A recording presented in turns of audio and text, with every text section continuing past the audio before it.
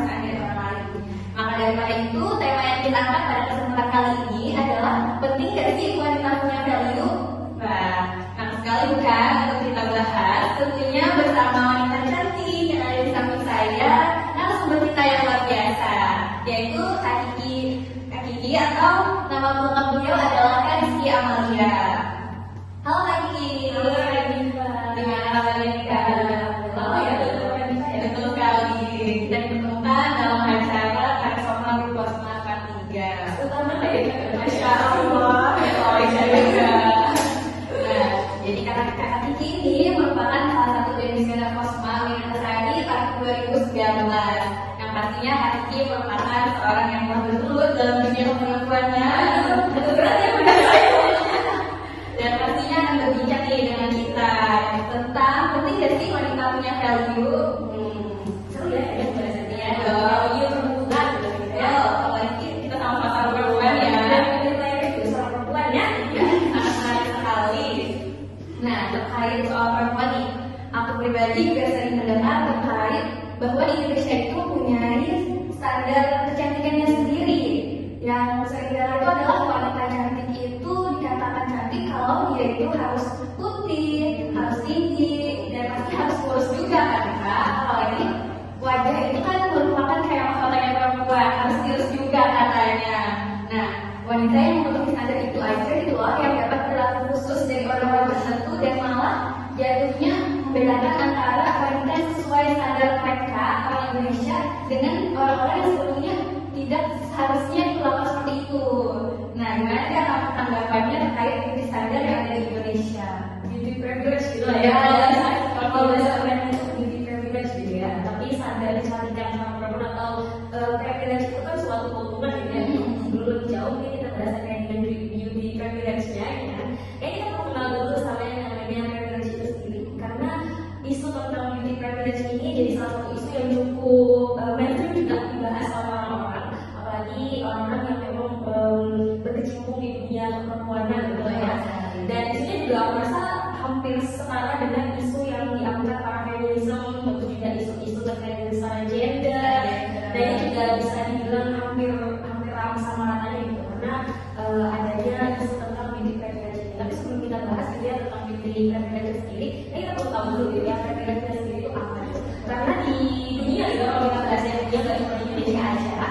Itu kalau misalnya kita bahas privilege, banyak sebenarnya privilege yang ditanamkan di masyarakat sosial gitu. Bukan cuma tentang beauty privilege, tapi di Indonesia sendiri kita punya yang namanya privilege, di mana posisi laki-laki itu lebih diuntungkan ya dalam beberapa aspek daripada yang perempuan.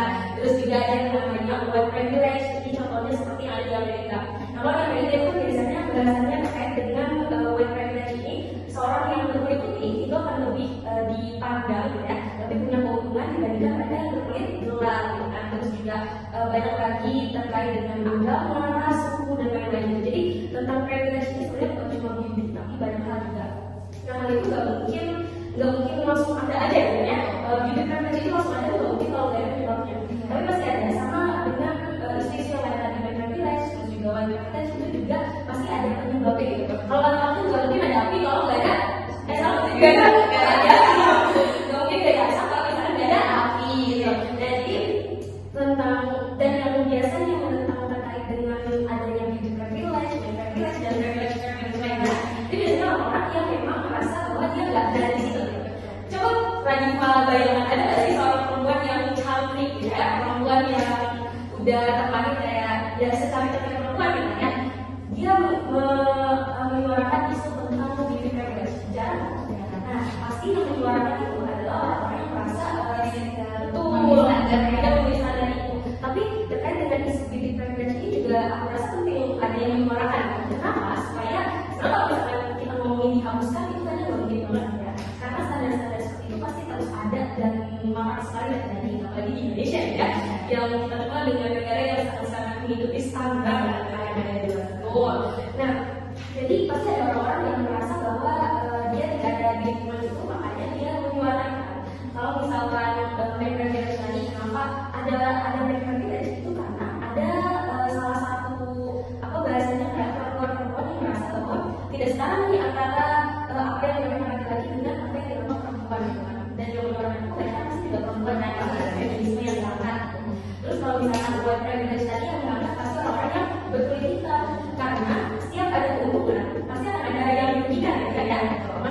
dalam beauty privilege ini gitu.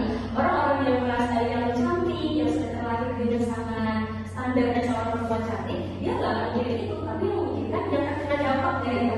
Karena seberapa banyak sih gitu kan pekerjaan yang naruh persyaratan itu good looking gitu, berpenampilan baik gitu. Nah itu udah sedikit, sehingga ada beberapa orang yang merasa bahwa kenapa ini standar ini harus ada di Indonesia gitu, kenapa juga standar ini yang harus kita ikuti. Bukankah pekerjaan itu seharusnya lebih mengedepankan skill dan kemampuan kan? Tapi di lain sisi sebenarnya kita juga nggak bisa menyalahkan terkait dengan orang-orang yang punya privilege beauty ini. Kenapa? Karena mereka juga sebenarnya punya tantangan tersendiri. Dampak-dampaknya juga pasti mereka dapatkan. Selain dari dampak positif yang memudahkan jalan mereka ya untuk bisa mencapai sesuatu, baik itu mencari pasangan, untuk mencari pekerjaan, diterima di lingkungan sosial. Wah itu adalah sesuatu keuntungan yang memang mereka bisa dapatkan gitu. Kita juga nggak boleh yang kamu nih bisa ini bisa begitu, nggak bisa gitu karena dia sudah melakukan kayak gitu dan dia berhak untuk mendapatkan keuntungan itu gitu. Tapi kalau kita jadikan highlight ya orang-orang yang terlalu menghiperbolehkan gitu yang terlalu berlebihan terkait dengan beauty standar beauty tadi gitu kan. Nah jadi ada beberapa hal sebenarnya yang perlu kita lihat juga karena beauty privilege itu seseorang yang menerima beauty privilege itu nggak juga selamanya mereka mendapatkan dampak positif dari kecantikan mereka gitu. Karena berapa banyak orang juga seorang perempuan juga kayak beberapa banyak perempuan yang mendapatkan diskriminasi terhadap kecantikan mereka, dapat seksual harassment, terus juga gak mungkin kalau tiba sampai gitu ya, kalau bukan gitu ya, sini cantik gitu tuh gak mungkin beauty cantik kalau misalkan orangnya objek itu jadi karena kalau sekarang kayaknya lebih banyaknya apalagi perempuan juga dipandang itu seperti objek. Dan kita tidak menghalalkan dan melegalkan pandangan ini kan. Nah jadi banyak yang dampak kalau yang terima yang si perempuan yang punya standar beauty privilege itu tadi gitu kan. Tapi yang perlu disoroti sebenarnya terkait dengan kita itu harus sama-sama bisa berdiri gitu ya untuk perempuan gitu kan. Terus juga sebenarnya yang perlu dihapuskan itu adalah mindset orang-orang tentang beauty itu sendiri gitu. Karena banyak sekali standar-standar perempuan yang akhirnya bikin seorang perempuan itu harus banyak mengeluarkan uang materi gitu ya untuk bisa mencapai itu tuh standar dari cantik tadi yang tadi kami bilang bahwa standar cantik itu apa di Indonesia ya harus cantik, harus putih, harus tinggi, harus langsing. Itu saya yang merasa iya dengan perasaan itu kan ya. Dan itu kan jadi salah satu hal yang menjadi concern kita juga sebenarnya untuk bisa memberantas orang-orang yang seperti yang punya pemikiran seperti itu. Karena kalau misalkan perempuan mau mengejar standar cantiknya versi yang itu tadi, itu nggak bakal bisa dapet. Kalau kemudian dapat, itu akan terus merasa tidak cukup. Lebih berapa banyak orang yang merasa bahwa udah dong kasih dong, dia nggak perlu didistribusi itu. Itu malah mau begini gitu, kayak orang kaya ya, standarnya cantik gitu. Atau yang alisnya harus diukir gimana gitu kan? Itu kan terus menghabiskan materi sebenarnya juga. Jadi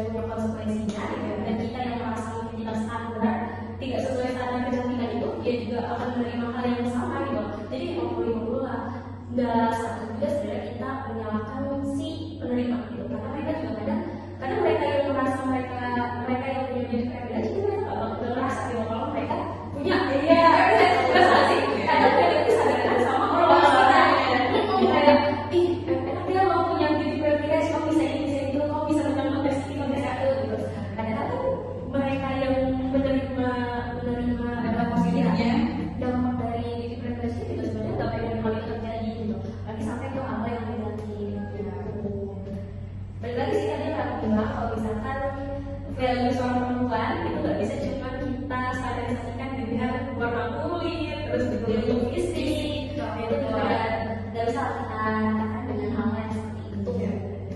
Berhubung kita bicarain soal value woman nih kan, nah pastinya kan kita sebagai seorang perempuan gak pengen tuh terus-terusan ada di zona yang kita tuh sebenarnya pengen berkembang, kita gak pengen berada di posisi ini aja gitu.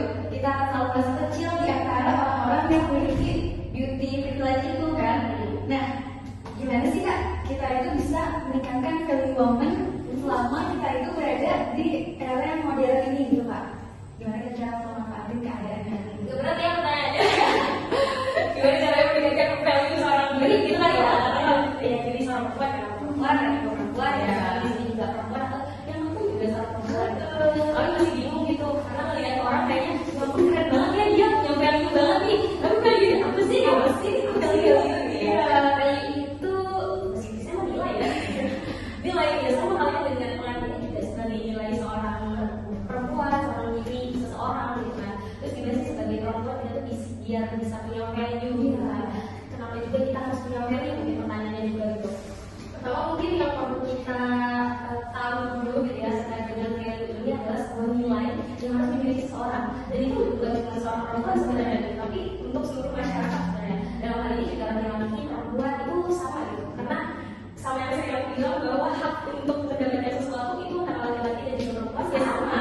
Dari yang membedakan mereka, maksudnya membedakan gitu kan. Atau mereka sama-sama mau hidup gitu kan, sama-sama makan nasi. Ya ada yang makan nasi gitu kan, ada yang makan nasi. Mungkin ada yang makan nasi. Belum makan nasi. Ada temen yang makan nasi. Karena dia masih sehat. Jadi perlu banget gitu, bukan cuma seorang perempuan, tapi juga bukan cuma seorang laki. Kita semua perlu yang namanya value gitu. Untuk apa ya? Untuk kemaslahatan diri kita sendiri, untuk bermanfaatan diri kita sendiri. Apalagi seorang perempuan nih ya, stigma seorang perempuan itu di masyarakat, terutama di masyarakat Indonesia, kayaknya nggak, maksudnya perempuan jauh-jauh dari sumur dapur kasur ya. Dan itu sudah menunjukkan ada sisi pembeda gitu ya antara laki-laki dan perempuan. Tapi sebenarnya aku tetap stand with sama aja gitu kan. Dan untuk mencari value diri itu memang perlu proses yang cukup panjang gitu. Jadi aku nggak merasa bahwa aku juga punya value yang berlebih dari mana, tapi setidaknya aku tahu diri itu maunya apa. Karena dari situ, dari mulai dengan mengenal diri kita sendiri, kita juga sudah mulai mencari value diri kita itu gimana. Karena kalau misalnya kita nggak kenal sama diri kita sendiri, apa yang mau kita tunjukkan ke orang lain bukan? Kita jalan manis sama diri kita sendiri, berarti apa yang akan kita tampilkan ke orang lain itu bentuknya fake aja dong, palsu banget gitu. Demi sosial media, demi konten podcast video gitu. Enggak ya.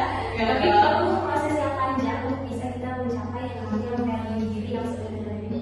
Tapi yang paling penting juga dari proses pencarian itu adalah mengenal diri kita sendiri, tahu maunya kita di mana, kekurangan kita di mana, kelebihan kita di mana. Karena hal itu bisa kita dapatkan ketika kita sudah kenal sama diri kita gitu.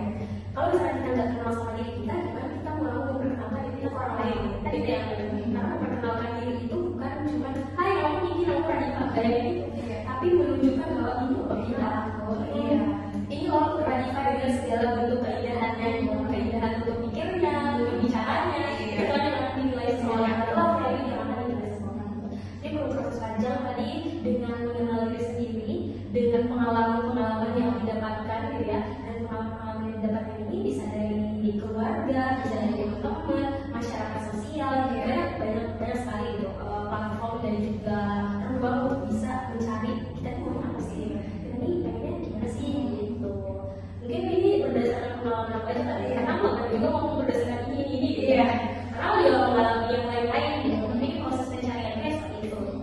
Perlu mengenal lebih banyak tentang diri kita sendiri juga, supaya kita tahu batasan kita sampai mana, hal-hal yang kita lakukan apa, gitu kan, untuk bisa mencari yang mau kita dapatkan itu gimana. Itu juga kita yang bakal mencari tahunya gitu.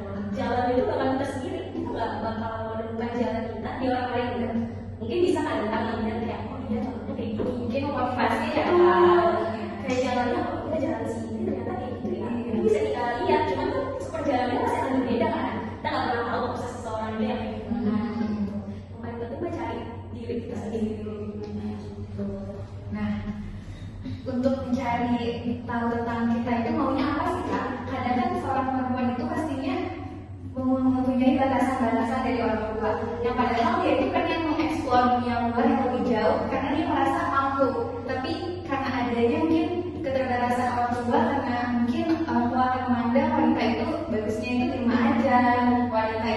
kerjanya nanti ujung-ujungnya di istri juga, di istri pun ya ujung-ujungnya di dapur ya kak. Nah mungkin gimana sih cara seorang anak perempuan mungkin memberikan pemahaman sama pemikiran orang tuanya karena dia itu yang berkembang gitu kak. Itu sih kak. Kalau berarti ini kasusnya ya, jadi orang tua yang melarang anak perempuannya gitu ya untuk bisa berbau bebas ya, bisa berkembang, bisa cari pengalaman di luar jauh. Tapi ternyata orang tua ini punya aturan sendiri lah terhadap anak perempuan. Itu sama wajar nggak sih seorang orang tua dan salah orang tua itu protek terhadap anak perempuannya. Lagi perempuan ya balik lagi nih perempuan kan. Alasan anak perempuan itu nggak pernah habis tadi karena memang banyak sekali lagi di Indonesia kita tadi disarankan bahwa perempuan itu adalah yang seperti ini harus yang cantik, harus yang seperti ini, harus yang feminin gitu, harus berada di rumah aja gitu untuk bisa menjadi sosok ibu yang selanjutnya gitu ya. Dan sampai pada akhirnya kita punya orang tua yang punya aturan sendiri terhadap anak-anaknya gitu, termasuk dalam melarang bahkan sampai melarang untuk bisa berkegiatan di luar gitu kan. Sebenarnya tidak menyalahkan juga gitu ya untuk para orang tua yang punya aturan sendiri terhadap anak perempuannya, karena ini sangat-sangat wajar dan aku rasa kita belum menjadi orang tua ya, jadi kita nggak tahu nih rasanya gimana jauh dari anak, protek anak seorang anak perempuan itu gimana gitu, karena banyak banget resiko juga ketika orang tua itu membebaskan sebebas-bebasnya anaknya ya kan. Nah kita kan nggak pernah tahu juga tuh gimana sudut pandang orang tua, tapi yang perlu kita lakukan sebagai seorang anak aku rasa ya cukup paham dengan keadaan orang tua kita gitu. Tapi bagi orang tua yang masih takut gitu ya anaknya untuk mencoba dunia luar itu dalam arti yang positif ya, untuk yang berkembang, untuk yang bertumbuh, itu aku rasa harus menjadi evaluasi bersama gitu untuk para orang tua, karena seorang anak itu punya hak yang sama lagi tadi antara perempuan dan anak laki-laki untuk bisa menemukan value dirinya ya, karena value diri itu nggak bisa cuma didapatkan di dalam rumah, tapi memang perlu yang namanya pembelajaran, pengalaman, karena itu menjadi bekal seorang anak perempuan dan juga laki-laki ya di masa akan datang. Untuk tujuan kedepannya itu mereka akan lebih banyak melihat ketika mereka praktek langsung di lapangan gitu, untuk melihat oh ternyata dunia itu seperti ini loh. Sedangkan kalau mereka dikungkung di dalam rumah, disuruh masak, ya udah juga ya. Kalau misalkan ibu mereka hanya di dalam rumah dan pembelajaran mereka di rumah, kesian si anak perempuannya gitu, kurang bisa untuk mengeksplor dirinya gitu. Sedangkan banyak hal yang bisa dieksplor oleh seorang perempuan dan banyak hal-hal yang bisa dicapai juga oleh seorang perempuan, termasuk mencari value diri tadi gitu ya. Kalaupun kita punya orang tua yang seperti itu tadi ya, mungkin yang perlu kita pahami juga kondisi seperti apa sih yang membuat orang tua kita sampai seperti itu. Nah mungkin ada trauma apa dari orang tua yang sampai membuat mereka kurang percaya untuk melepaskan perempuannya gitu, karena kan banyak yang kita orang tua. Dan aku bersyukur sekali karena orang tua aku tipikal yang benar-benar bisa membebaskan aku untuk memilih dan mengambil keputusan diriku sendiri gitu. Jadi selama 22 tahun hidup aku itu sepanjang apapun kegiatan dan keputusan yang aku ambil itu pure keputusan aku. Mungkin aku ada beberapa kali bertanya dengan orang tua aku, ini bagusnya gimana ya apa, tapi pada akhirnya semua kembali ke aku. Dari situ orang anak itu jadi bisa mengambil keputusan sendiri, bisa mereka itu mengambil keputusan atas dasar dirinya sendiri gitu, nggak yang diekor-ekorin orang tua, nggak diekor-ekorin orang lain. Jadi dia punya prinsip sendiri kan. Itu penting juga sebenarnya untuk bisa menemukan value diri tadi. Terus mungkin kalau misalkan balik lagi, kalau misalkan kita punya orang tua seperti itu, kayaknya kita harus memutus rantai seperti itu. Kalau kita merasa sebagai anak perempuan kita terkurung dengan aturan yang ada, tapi mungkin kita belum paham dengan kondisinya, coba deh nanti ketika jadi orang tua, parenting seperti apa yang akan diterapkan itu juga penting ya. Parenting seperti apa yang diterapkan ke anak kita, dibicarakan sama pasangan kita gitu, supaya kita juga nggak yang cekcok gitu loh ya, pasangan kita untuk oh iya aku mau anaknya terus berkembang gitu, jadi kepercayaan 100% anaknya buat yang keluar, untuk sekolah, untuk apa segala macam gitu kan. Itu perlu juga nanti kita sebagai calon orang tua ya, yang perlu untuk memutus rantai yang tadi gitu, memberikan kepercayaan kepada anak kita, karena sebenarnya pencarian value diri itu bukan untuk orang lain ya, bukan untuk orang tua, bukan untuk teman-teman, tapi untuk diri kita sendiri gitu. Gimana kita bisa menemukan diri kita, menemukan value diri kita, itu adalah kembali untuk diri kita sendiri gitu, untuk kita bisa memahami lebih jauh seperti apa sih diri kita gitu. Kalau kita sudah bisa memahami diri kita akan lebih mudah juga untuk bisa memahami orang lain gitu, memahami orang lain, memahami orang tua kita atau teman-teman di sekitar kita gitu kan. Dan orang lain juga akhirnya punya respect yang tinggi gitu sama kita, karena kita punya batasan-batasan yang mungkin orang lain oh iya nih Radika batasannya segini yang nggak bisa ditolerir untuk orang lain masuk. Dan itu orang-orang akan punya batasan